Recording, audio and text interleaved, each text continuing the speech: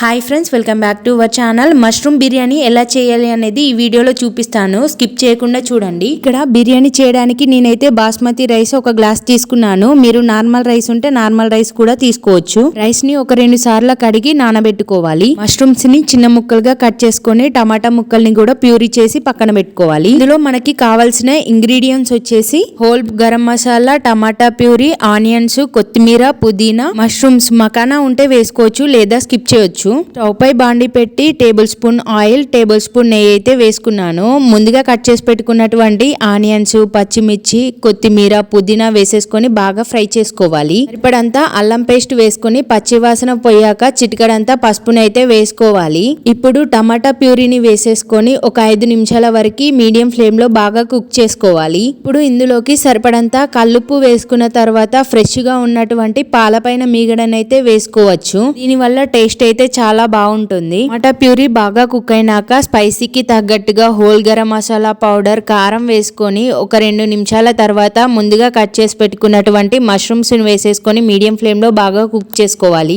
Mushrooms cook అయ్యేలోపు ఇక్కడ పక్కన అయితే రైస్ ని అయితే పెట్టేసుకుందాం. ఒక గ్లాస్ రైస్ కి 2 గ్లాసుల వాటర్ అయితే సరిపోతుంది కరెక్ట్ గా. వాటర్ లోనే హోల్ గరం మసాలా, స్పైసెస్, కొత్తిమీర, పుదీనా, సాల్ట్ వేసుకొని వాటర్ బాగా హీట్ చేసుకోవాలి. వాటర్ బాగా హీట్ అయ్యాక నానబెట్టుకున్నటువంటి బాస్మతి రైస్ ని అయితే ఇందులో వేసేసుకొని 70% అయితే కుక్ చేసుకోవాలి. రైస్ కుక్ అయిన తర్వాత ఇలా జల్లెడ గిన్నెలో వేసేసుకొని వాటర్ ని అయితే వంపేసుకొని పక్కన పెట్టుకోవాలి. రైస్ అయ్యేలోపు మష్రూమ్ కూడా 70% కుక్ అయిపోయింది. సో పైన కొత్తిమీర వేసుకొని ముందుగా ఫ్రై చేసి పెట్టుకున్నటువంటి మకానా వేసుకొని బాగా కలిపి ఒక 2 నిమిషాల తర్వాత బాస్మతి రైస్ ని అయితే వేసుకోవాలి. రైస్ వేసిన తర్వాత ఇలా పైన కొత్తిమీర, పుదీనా, కొద్దిగా నెయ్యి, కలర్ ఉంటే యాడ్ చేసుకోవచ్చు లేదా స్కిప్ చేయండి. అంతే, మీడియం ఫ్లేమ్ లో ఒక 40-45 మినిట్స్ వరకు కుక్ చేసుకుంటే ఎంతో టేస్టీగా ఉండే మష్రూమ్ బిర్యానీ అయితే రెడీ అవుతుంది. మీలో ఎంతమందికి మష్రూమ్ బిర్యానీ అంటే ఇష్టమో కమెంట్ బాక్స్ లో కమెంట్ చేయండి. వీడియో నచ్చితే like, share, subscribe. Thank you. Bye bye.